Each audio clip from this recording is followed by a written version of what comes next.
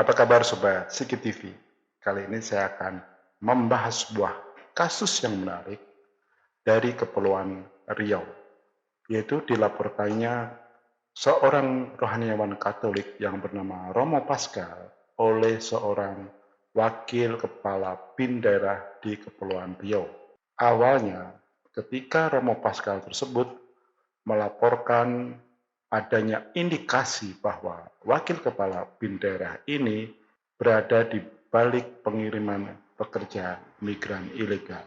Kasus ini bermula ketika Romo Pascal melaporkan wakil BIN daerah tersebut kepada 12 instansi pemerintah. Dan ternyata wakil kepala BIN daerah ini tidak terima karena dianggap sebagai pencemaran nama baik. Alasan Romo Pascal ini beralasan.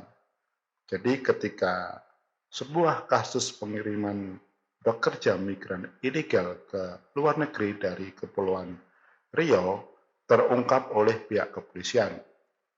Pihak kepolisian menangkap beberapa tersangka pelaku pengiriman pekerja migran dan beberapa korban. Dalam pemberitaan disebutkan bahwa korban-korban yang akan dikirim ke luar negeri tersebut akhirnya ditampung oleh Romo Pascal. Namun yang aneh, pelaku atau mafia yang akan mengirim pekerja migran tersebut justru bisa bebas karena ada intervensi dari wakil BIN daerah tersebut. Dari kasus ini Romo Pascal melihat bahwa ada indikasi bahwa wakil kepala BIN tersebut membackingi atau menjadi salah satu backing dari mafia pengiriman pekerja ilegal ke luar negeri lewat Kepulauan Riau. Akhirnya Romo Pascal mengirimkan sebuah surat himbauan kepada 12 instansi termasuk Presiden Jokowi dan Menko Polhukam dan Kepala BIN Jenderal Budi Gunawan agar menertibkan aparatur yang terlibat dalam mafia pengiriman pekerja migran ilegal ini ke luar negeri. Surat dari Romo Pascal kepada 12 instansi ini dianggap oleh Wakabinda BIN Kepri ini sebagai sebuah pencemaran nama baik. Bahkan ada pemberitaan yang beredar di Kepulauan Riau, ada upaya-upaya untuk menyudutkan Romo Pascal dengan isu kristenisasi. Dan ini saya dapatkan dari sebuah media yang berasal dari Kupang NTT. Yang menarik di sini, ada sebuah aliansi ormas yang terdiri dari sekitar 12 ormas, itu katanya akan melakukan demonstrasi terhadap Romo Pascal di kantor kepolisian Kepri. Nah, ini yang terlihat bahwa ada upaya-upaya adu domba antara ormas dengan rohaniawan Katolik ini, yaitu Romo Pascal. Padahal sebenarnya ormas-ormas tersebut tidak berkaitan dengan kasus ini. Tapi nggak tahu bagaimana ada upaya-upaya dari bisa jadi wakil kepala BIN daerah ini yang melakukan namanya penggerakan massa atau pengolahan massa untuk menjulitkan Romo Pascal dengan isu SARA. Mari kita lihat kronologinya yang saya ambil dari sebuah media online yaitu Media Kupang. Karena dari media ini sangat rinci dan jelas memberitakan kronologi dari kejadian ini. Oke, saya akan mengambil beritanya dari sebuah media online yang bernama mediakupang.com. Ya, jadi berita ini diturunkan pada tanggal 14 Maret 2023. Jadi masih baru ya, baru beberapa hari yang lalu. Berita ini berjudul berniat melawan perdagangan orang, malah Pastor Pascal dilaporkan ke polisi. Ya, ini berkaitan dengan prolog yang saya sampaikan di depan tadi. Nah, kita lihat bersama-sama bagaimana isi beritanya. Ya, dengan menurunkan lead berita seperti ini.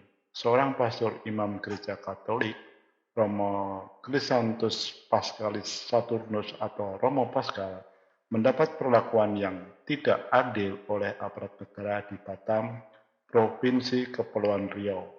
Romo Pascal Komisi Keadilan, Perdamaian Pastoral Migran dan Perantau atau KKPPMP, Keuskupan Pangkal Pinang yang selama ini aktif melakukan perlindungan terhadap korban perdagangan manusia. Jadi aktivitas dari Romo Paskal ini memang secara khusus melakukan pembinaan atau melakukan kalau di sini pemantauan terhadap perdagangan manusia yang biasa lewat di Pulau Batam. Nah, ini yang menarik ya. Jadi pada tanggal 12 Januari 2023 itu Romo Paskal berkirim surat kepada beberapa lembaga tinggi negara. Di antaranya adalah BIN, kemudian Menko Polhukam, yang tak ketinggalan adalah kepada Presiden Jokowi dan Ketua DPR RI yaitu Ibu Puan Maharani.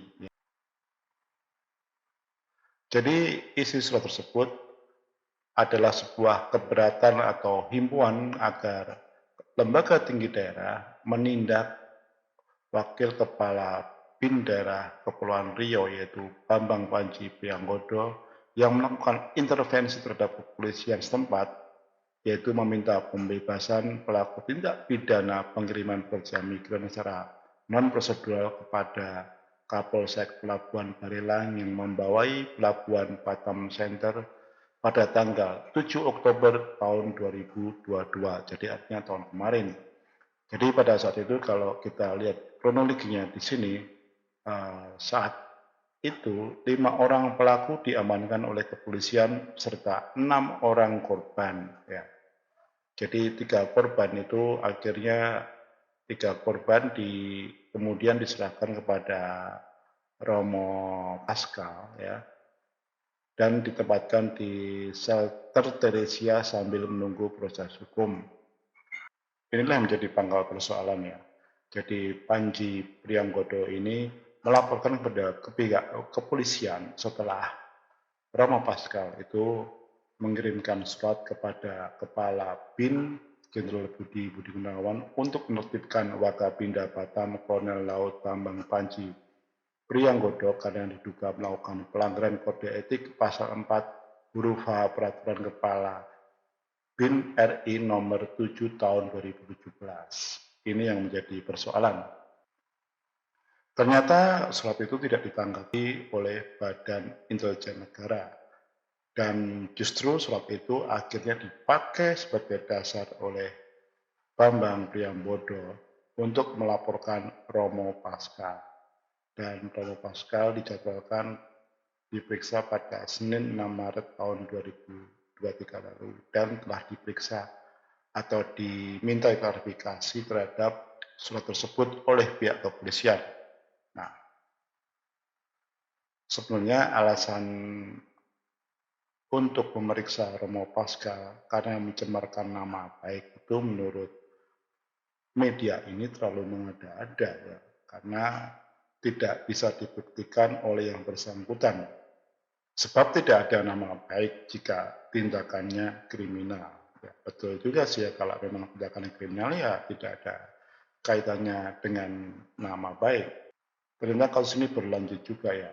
Jadi tidak hanya berakhir pada laporan polisi dengan tuduhan pencemaran nama baik, bahkan ada sebuah indikasi bahwa Bambang Prianggodo tersebut sebagai Wakapinda menggerakkan dan mencatut berbagai ormas sipil maupun ormas keagamaan untuk melakukan tindakan disertir dengan berupaya melakukan adu domba masyarakat sipil yang bernuansa SARA, terutama dalam hal identitas etnis dan keagamaan.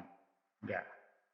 Jadi pada 6 Maret 2023, 13 ormas yang dalamnya juga mencatut GP Ansor berencana akan melakukan aksi massa di Polda Kepri di lokasi pemeriksaan Romo Paskal di bawah pimpinan Udin Kelor, kepala salah satu ormas di Batam. Isu penggerakan massa itu juga tertuang dalam sebuah surat ya. Surat itu sudah beredar luas dan sudah membuat keresahan. Yang menarik di sini adalah surat tersebut dibumbui dengan isu kristenisasi yang sengaja dihembuskan dalam 5 bulan terakhir.